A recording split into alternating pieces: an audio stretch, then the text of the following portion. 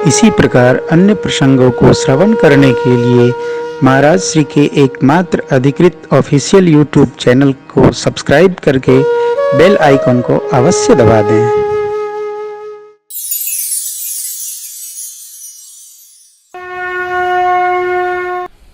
वरदान सुनकर सचिव पुत्र से सरकार हमारे वन की ओर यात्रा बना ली।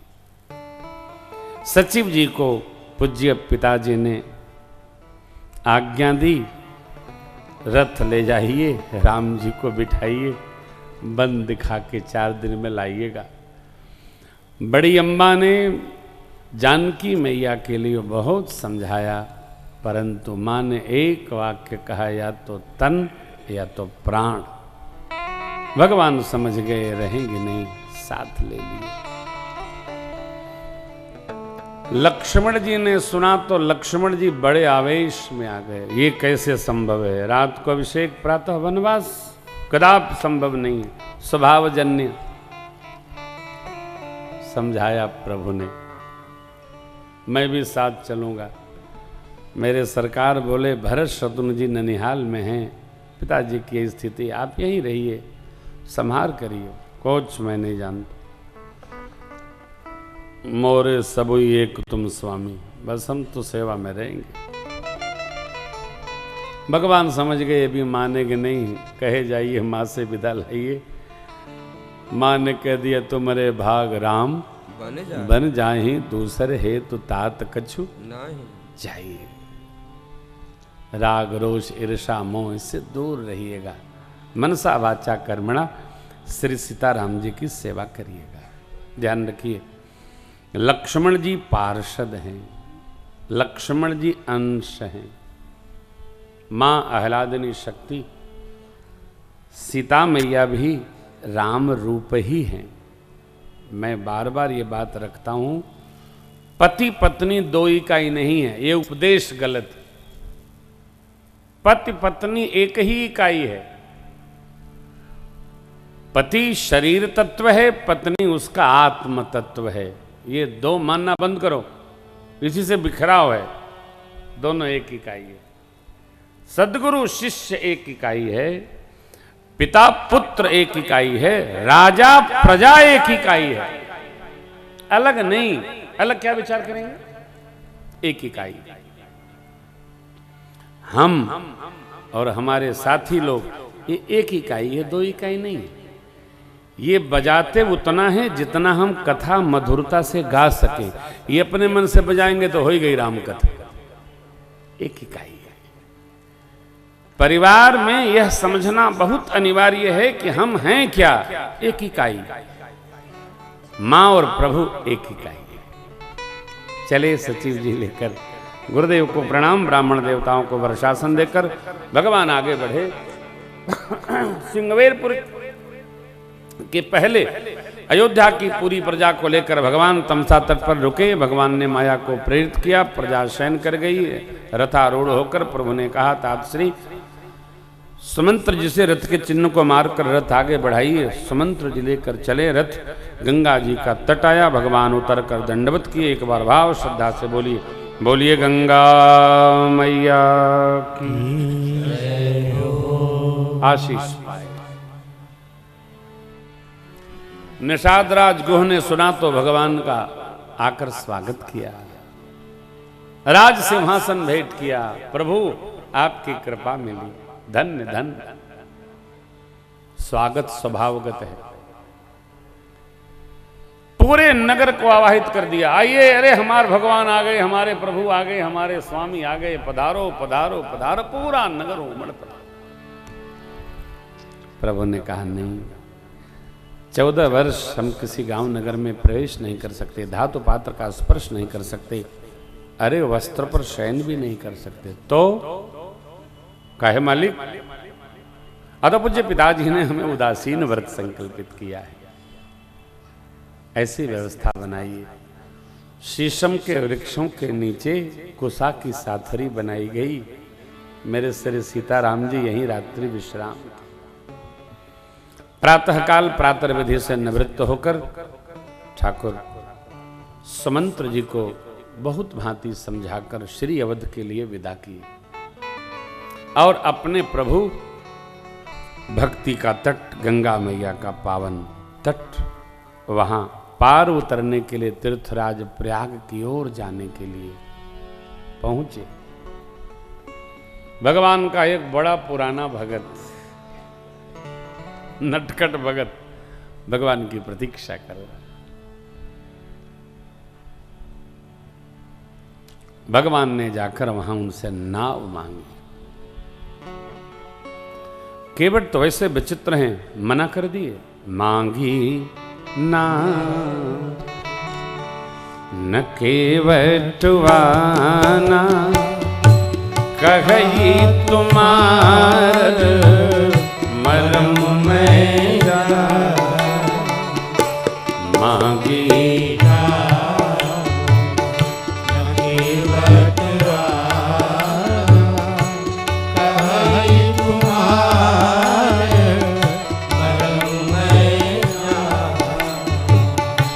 चरण कमल रज कहूँ सब कह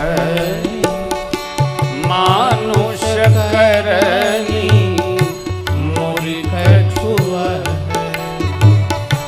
चरण कमल कहूँ सब कह मानुष करनी मूर्ख छुआ शिला नारी सुहाग पाते न हाथ कटिया शिला नारी सुहाग पाते हाथ कटिया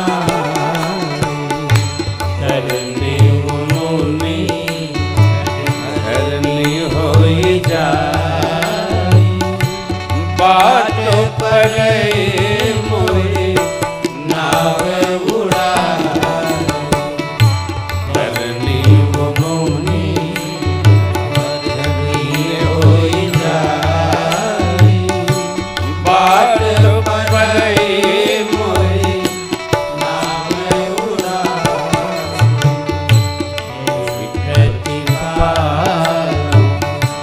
सब परिवार नहीं जानूं कछु और कबार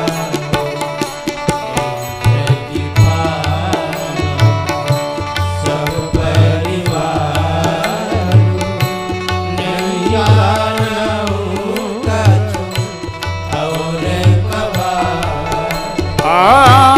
जो प्रभु पार अवसी गात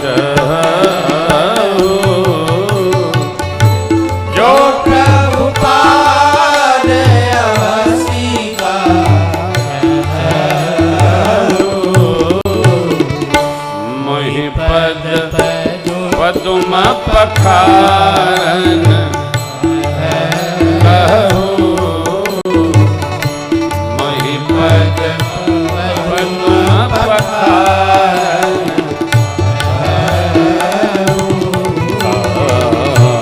मही पद पदुम पखारन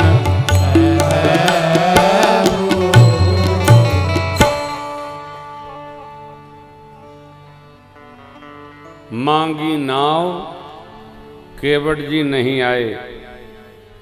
क्यों? कहते हैं हम आपका मरम जानते हैं। क्या जानते हैं बताए नहीं। ऐसा सुना है आपके चरण की रज में प्रभु कुछ ऐसी जड़ी है कि पत्थर को भी नारी बना देती है। वो किसी मुनि जी की नारी पत्थर बनी थी तो वो चरण रजस स्पर्श से वो पुनः स्त्री बनकर पतिलोक प्रस्थान कर गई। और मैं तभी लाऊंगा जब आप पांव धुलवाने के लिए अनुमति प्रदान करेंगे। चरण कमल रज कहूँ सब कही मानुष करनि मोर कछुआ। प्रसंग बड़ा अद्भुत है तो बहुत विस्तृत। मूल में क्या है? मूल में है सत्संग और सत्संगी। ये तत्व विचार कहां से प्राप्त होते हैं? तो सत्संग से।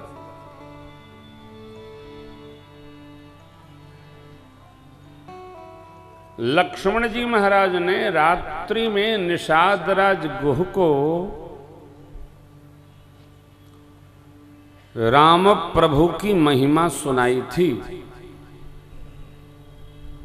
राम जी कौन है? राम ब्रह्म परमारथ रूपा, अविगत अलख अनादि अनूपा, भगत भूमि भू सुर सुर भी सुरहित लागी कृपाल, करत चरित धरि मनुज तनु सुनत मिटे ही जग जाल। राम जी ब्रह्म है, राम जी परमात्मा है, राम जी भगवान, और जो कुछ है राम जी के पांव में है।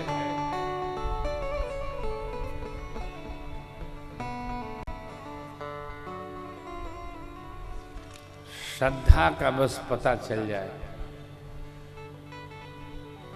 अच्छा, न भी पता चलेगा तो हम लोग इतना जान गए हैं कि वो श्रद्धा को हम लोग उसी प्रकार स्वीकार कर लेते। इतना जान गए। कलम निकल रहे थे तो एक मैया, थोड़ा मैं शीशा खोल लेता हूँ कि अन्यथा सबको स्पर्श हो जाए, हम भी तो भगत हैं, चलो। एक माई दौड़ती दौड़ती आई, कही बाबा अपना हाथ हमारे कपारे पर रख दो। अब कपारे पर हाथ रखे से क्या हुई? तो हम तो न रखे, लेकिन माई ने हाथ खींच के हमारा अंगूरी ऐठी तो दिया। अब तक दर्द है माइयों में। अब एक कहानी हमको कोई महात्मा सुनाए थे। एक गांव में एक साधु बाबा पहुंच गए, उनके बड़े बड़े बार थे। तो आदमी थोड़ा लाल बुझक्कड़ था, गांव में तो होते हैं लाल बुझक्कड़। तो उसने कहा कि बाबा जी को सिद्धि है, और जिसके घर में बाबा जी का एक बार आ जाएगा वो माला माल हो जाएगा पूरा।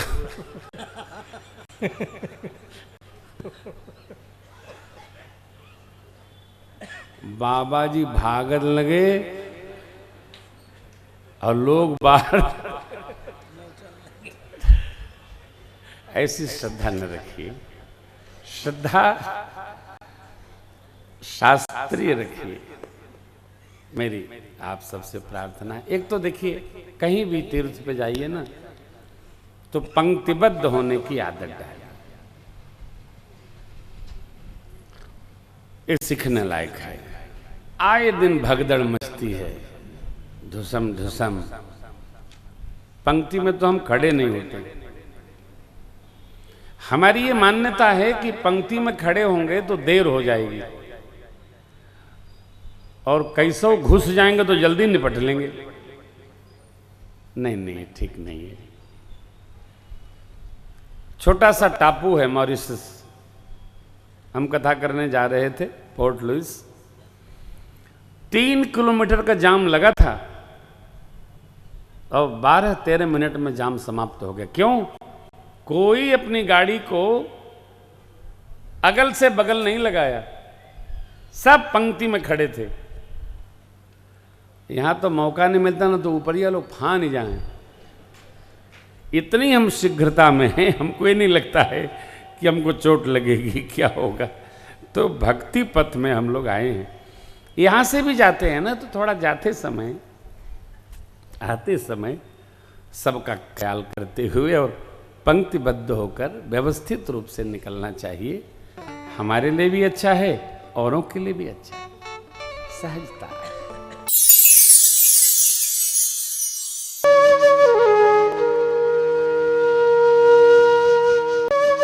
इसी प्रकार अन्य प्रसंगों को श्रवण करने के लिए महाराज श्री के एकमात्र अधिकृत ऑफिशियल यूट्यूब चैनल को सब्सक्राइब करके बेल आइकन को अवश्य दबा दें।